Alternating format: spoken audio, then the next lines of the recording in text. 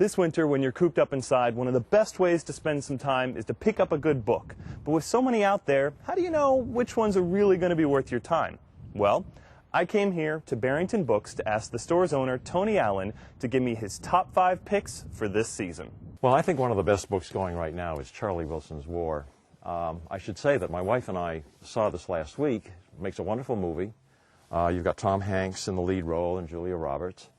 And an hour and a half, it's very entertaining. But the book is so much more. I mean, we have 500 pages. Don't be daunted by the length. These are very interesting characters. You have a Playboy congressman. You've got a Houston socialite. Yeah, and you've got a war of major importance. It turns out that he is able to almost single-handedly get funding to rout the Russians from Afghanistan in the 80s, with the unintended consequences of arming 300,000 tribesmen from Afghanistan, and we're still living with the consequences today.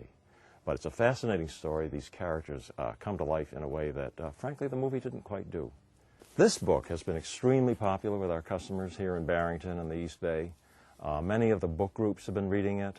It even has a little book group question and answer in the back of the book. But the important part is that it's a good read. This tells the story of a young man. He's forced out of college during the Depression in the 30s when the money runs out. He has to find a job very quickly. And he ends up working as kind of an all-purpose laborer for a traveling circus.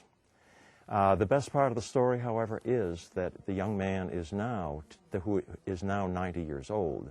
And it's 2007 or 8, and he's now reflecting on how that experience shaped his life, and frankly, as we discover, will continue to shape his life even at his age. An entirely different story, The 13th Tale by Diane Setterfield. She's a British writer, and it's set in England. It's set in modern-day England, but this has a very Victorian Gothic feel.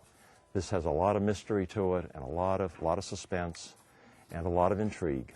It tells the story of a young woman who works in her father's antiquarian bookshop in London, who also writes biographies. And she is summoned to be the biographer for one of the most famous writers living in England today, who is now obviously ailing and dying.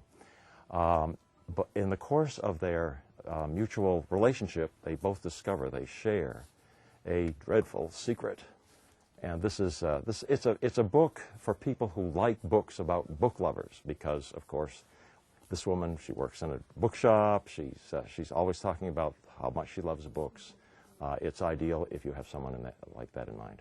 Okay, this time I'm referring you to an author and not just to a single book. He's best known, it's Michael Pollan.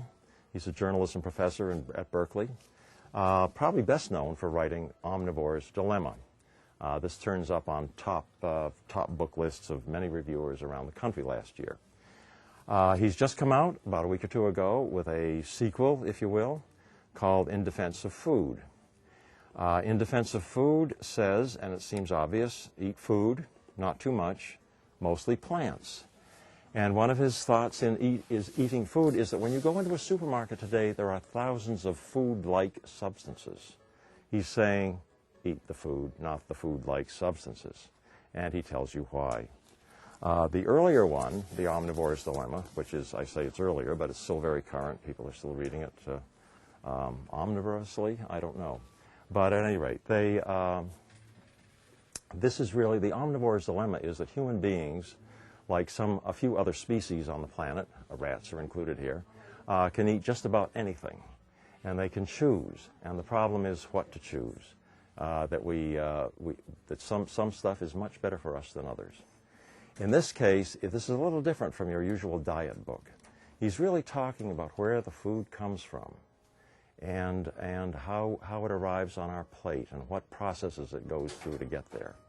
But he's a wonderful writer, and people in our store have loved this book, and I think they're going to like this one as well. This book has been around a while, The Things They Carried by Tim O'Brien. Tim O'Brien, I don't know if he's a household name yet, but he's probably one of the best writers in the English language of the 20th century.